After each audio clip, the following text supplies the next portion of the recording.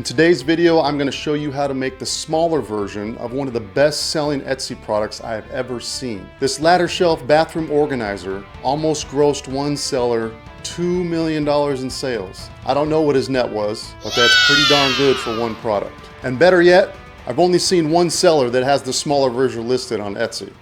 I might even throw this in my shop. All right, I saved us all from the dreaded wood cutting montage. You guys know how to cut wood. All right, the two side pieces. The attachment piece for that, and then for each cubby, bottom piece, back piece, two side pieces. We will start with the side support pieces. There's just an angle cut you got to do on here, which is just a little bit different, and that will set us up for success for the rest of the project. We have to cut these at 10 degrees, all right? Both sides, 10 degrees.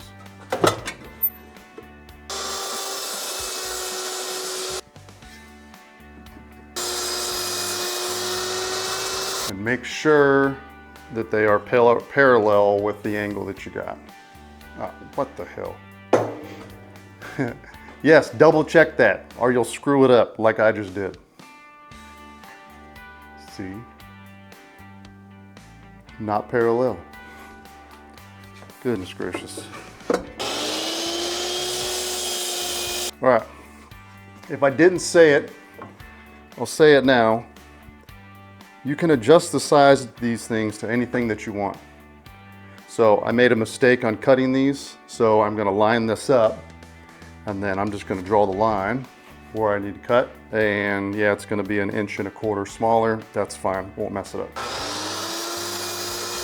All right, the second thing we have to do is to make a cut on the back, and that's what's gonna sit against the wall, flush against the wall. Lay your square flat against the top and push it out where it hits 6 inches. Draw your line. And we are going to cut this with the jigsaw.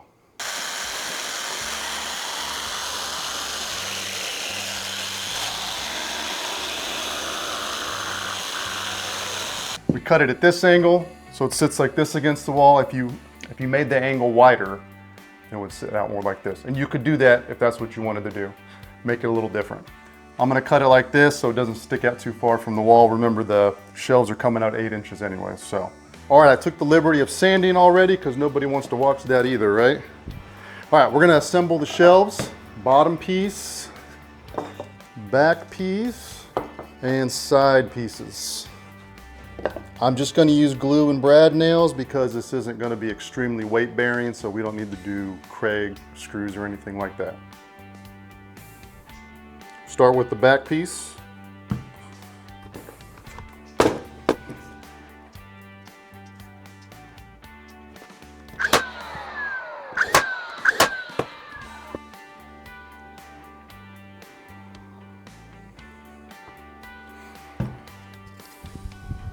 Little dab of glue there. Make sure the front is flush. If you overcut, then you can always sand off the back. It's a little bit easier than sanding off the front, in my opinion.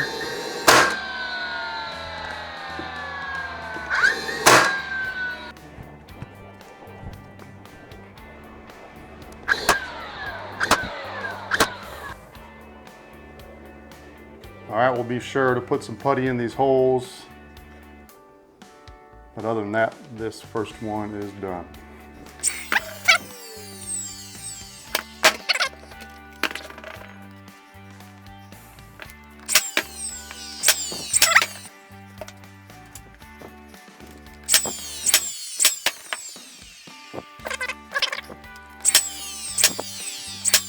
All right, I jacked a nail up there.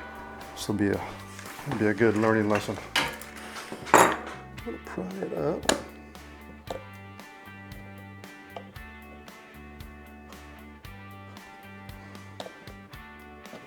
Now, if you get it straight enough, you can try hammering it in. If it doesn't work, we cut it and then just put another brad in. But we'll see. It might start to bend. Just go nice and easy. All right, it kind of worked. It was going well and then it bent right at the end. So I'm just gonna hammer it down and we'll just have to put extra wood filler. I just used a little punch right there.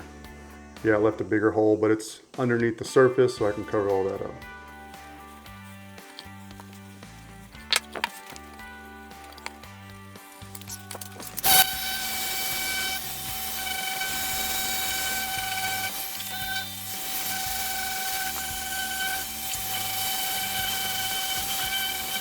All right, finally assembly. Now we have the connector piece, which will connect the two legs, if you will. And I am gonna go ahead and use Kreg screws for this. So we're gonna put some pocket holes in this, get this connected, and then we put on the shelves. Now we're gonna take that back edge that we cut with the jigsaw, and we're gonna line it up at the top. Throw a little bit of glue.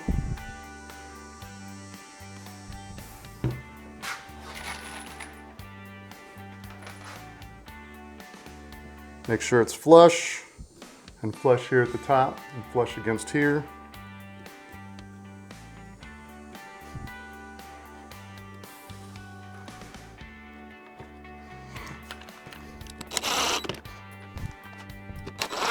This is a little bit trickier because you're holding up the weight of the other support arm that's already attached, but it's not too difficult. Just got to use some pressure with this hand.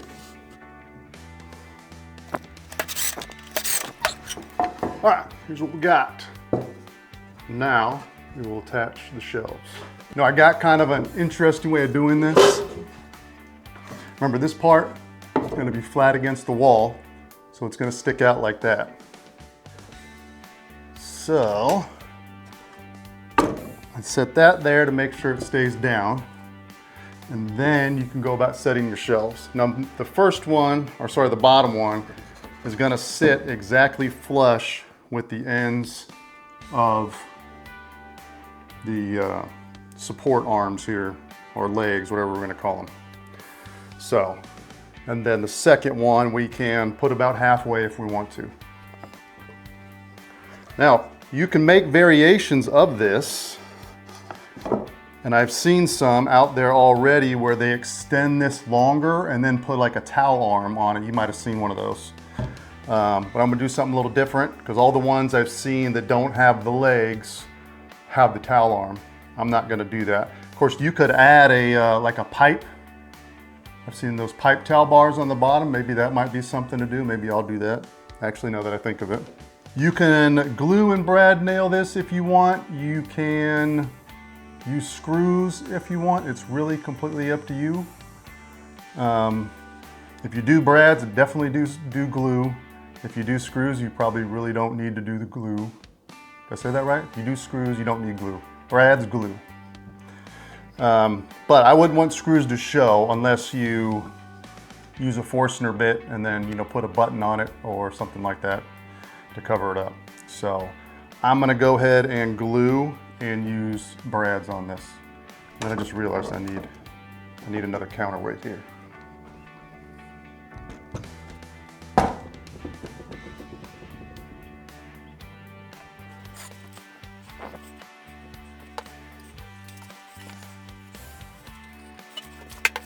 So these edges should line up flush with the bottom of this. This is already sitting at a right angle because the way it's built, it's gonna sit straight up at 90 degrees. So this edge should line up with right here, being that we had it cut at the 10 degrees.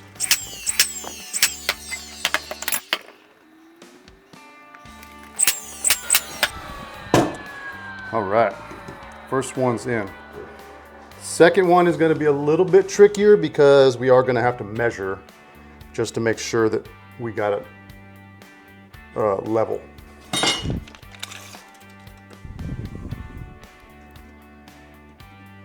I'm going to make a couple of lines here just so I know within what boundaries to put the glue. Because I'm going to obviously have to move the shelf out of the way and then put it back in. Again, if you think this might be utilized for heavier loads, then just fasten accordingly. Maybe use the screws or if something maybe even heavier, use glue and screws. And I know what you're thinking, and you're absolutely correct that it's going to push some of the glue on the back side. And so just make sure to sand that before we stain it, because you will see that.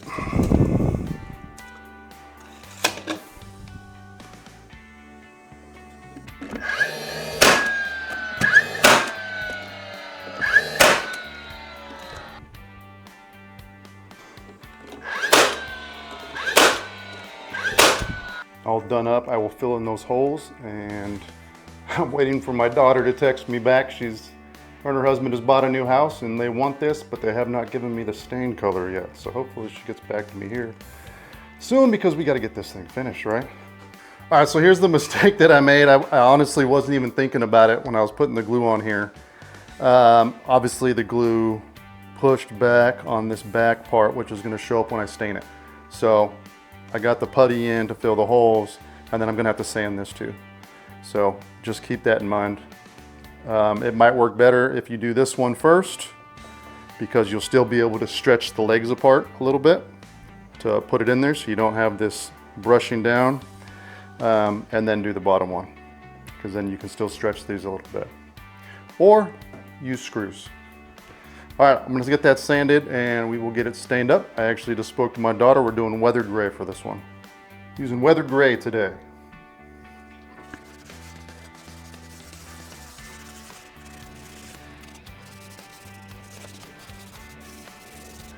All right, here we go, all stained up.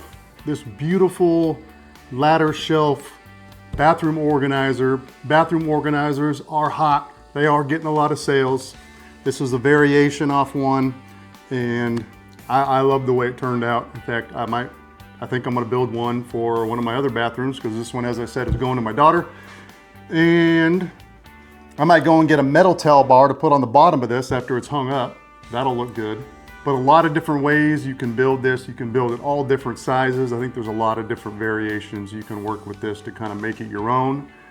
Now to mount it, I would find the wall studs, or you have to use wall anchors if you want it centered, like over the toilet, for instance. Drill some holes with a Forstner bit, put the screws in, and then put a couple of buttons to hide those screw holes. This is a 1/2 inch, so you would get a 1/2 inch Forstner bit to make that hole, put the screw in, and then pop in the buttons. Easy peasy. All right, y'all, thanks for watching. Go make one of these for yourself. Make one, put some variations on it, and get it listed to sell, and see what happens. Thanks for watching.